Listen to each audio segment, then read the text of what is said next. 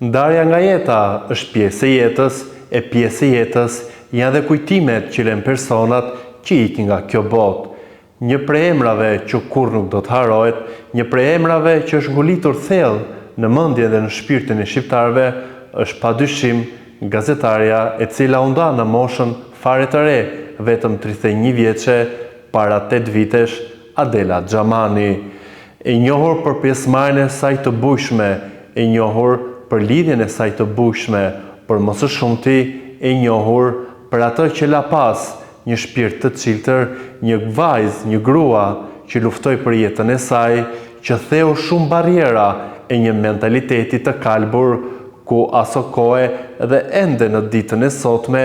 femra paragjykohet dhe gjykohet, por është shuar dhe nuk është më ajo dozë e lartë, siç ishte aso kohe kur Adela u bë pjesë e shtëpisë së Big Brother, që nuk ishte VIP, e Big Brother 2-shit, kur shkoi në finale dhe doli në vendin e dytë. Aso kohë ku nuk kishte rrjete sociale, aso kohë ku nuk kishte ky fuqizim i internetit, ajo fitoi zemrat e miliona shqiptarëve anembar që ishin aty, që e ndoqën që nga dita e parë deri ku mbylli syt, duke marrë dhe duke u shqyer tek vetja një ndjesi të mirë, por patjetër edhe një keqardhje për një jetë që u ndan në mes në mënyrë të befasishme, duke lënë një boshllëk të madh tek familja, tek miq, tek ata që e donin dhe tek ata që e vlerësonin. Por mos e shumti pse po e flas në gojë të Miletit, kur bëhen 8 vite nga ndarja e jetës së Adelës që po e bëj për herë të parë në mënyrë publike,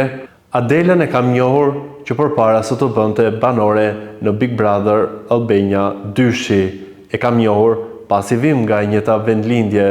vim nga një qytet ku aso kohë u paragjykua me të madhe dhe u pa si një lloj revolucioni që padyshim frymëzoi dhe u bë illull për shumë femra, për shumë gra, për shumë vajza të reja që ishin në atë trysninë e një paragjykimi edhe një mentaliteti të kalbur.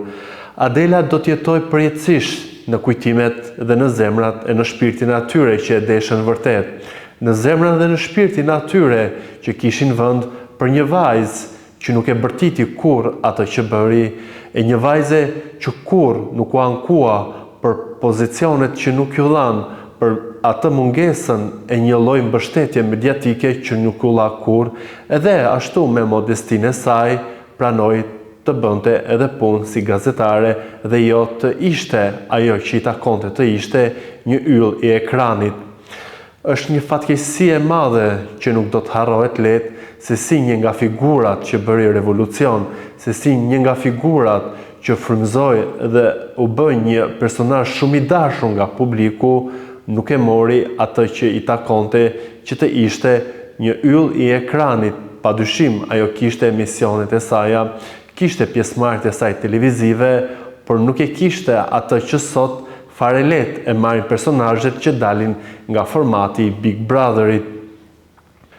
E kam njohur Adelën në rrugët e Kavajës, ku e shikoja me admirim se si një vajzë e bukur, si një vajzë fisnike, si një vajzë me ëndra, që punonte dhe luftoi për të arritur aty ku arriti, edhe pse jeta u tregua e padrejtë me të, jeta u tregua e pamëshirshme duke e marrë në një moshë fare të re,